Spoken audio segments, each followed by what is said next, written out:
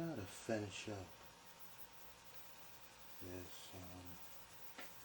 shading so I can go to the next part, which would be, the inking, like I was saying.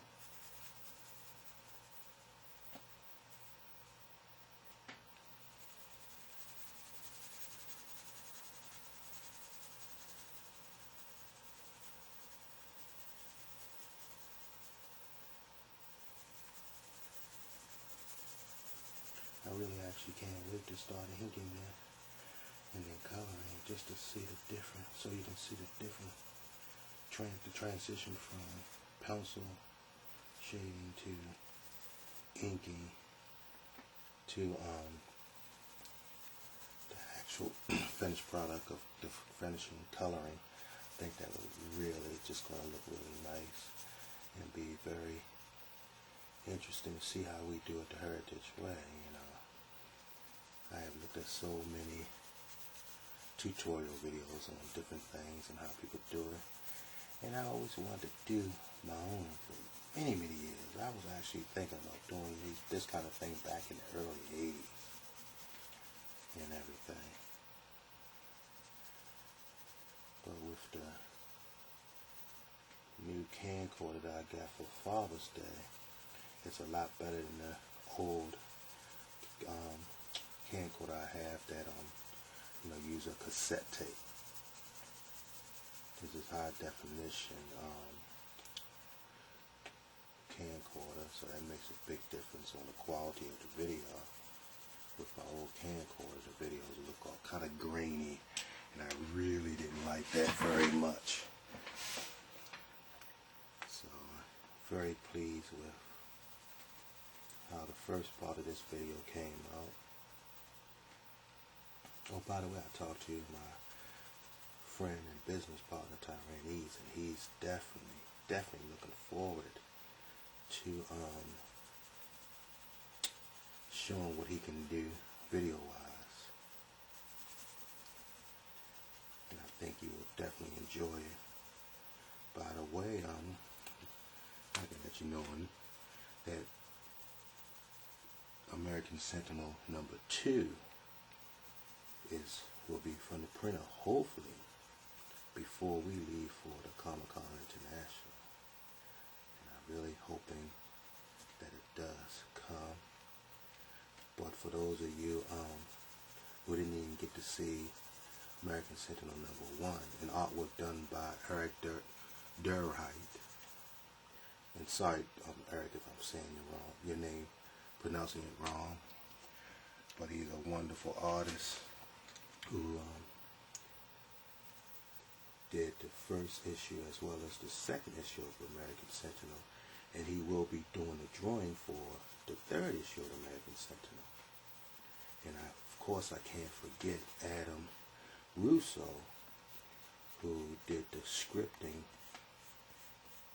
and lettering, the scripting and writing for American Sentinel 1, 2, and 3. He did a wonderful job. Originally, the story I came up with the story idea and the plot and how I wanted it done. But I really like the way Adams, he's just a very talented young man, and I really just wanted him to do the scripting. I just really like how he writes. Now I'm going to put this board down just so I don't smear when I go to other areas to shade in. For those of you who are veteran artists, and even those beginners, you know that your hands have oil on it. And back in the day, that's how we used to blend or smear pencil lines. But they come out with a lot of different tools now to assist you with it and give you different variations of shading and everything. And I really like them. I would be lying if I said I didn't. I really like a lot of the different tools that they now have. It makes it a lot easier. But I'm going to be honest with you. Using the different HBs and F's and all types of soft lead pencils and hard lead pencils to shade instead of back in the day we just used a number 2 pencil and just shade heavier when we wanted darker shading and lighter when we wanted lighter. And the process took a little longer. Still came out with the same effect. But I must say with the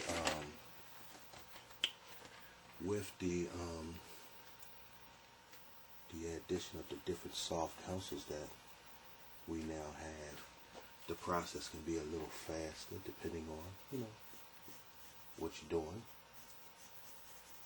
It helps out a whole lot, I must say. And I was wondering if, once you see the video, please give me feedback on what you think about what I'm doing, but also share with me about the different tools and techniques that you use. Email us. And you can email us at hsqforever@gmail.com, and we look forward to hearing any comments. If you read our books and and got comments about what you read or what you would like to see in the books, or any particular character stand out for you, please, I look forward to hearing from any and all of you on heritage characters, the books we have written, anything. I mean, we have a lot of books out. I forgot to share with you, Fierce Operation #2 is out. For those of you who just bought out, we had to actually do a second run of Fierce Operation. For those of you who have bought Fierce Operation, you gotta look for the second one. The second one, it's beautiful work. I think it has a combination of 3 artists styles in it. And you gotta pick this book up. It's really, really good. And I'm not just saying it because I'm, president of Heritage Comics. I'm saying it because it's true. And also our preview book is out. And what that basically is, it previews several titles that we have. I believe the American Sentinel #1, a few pages from that is in there, as well as Web Spin. And I'm trying to think what other story is in there, but our preview book is out as well. Just came out from the presses, 2 days ago. So be looking for those titles to be in the shops that I mentioned, and many more. And you can also soon, once I work with our website and update our website, you'll be able to see them on our website as well. We're really trying to put out a large variety of stories and characters, just to and the beautiful thing also is that we are using a lot of different artists and different writers, because we want our books and our stories to not all be done by myself and Tyran, which is nothing wrong with that. It's just that sometimes when you have one writer, this is my own feelings and opinion on it, when you have one writer doing everything, the book seems to not have, what's the word I'm looking for?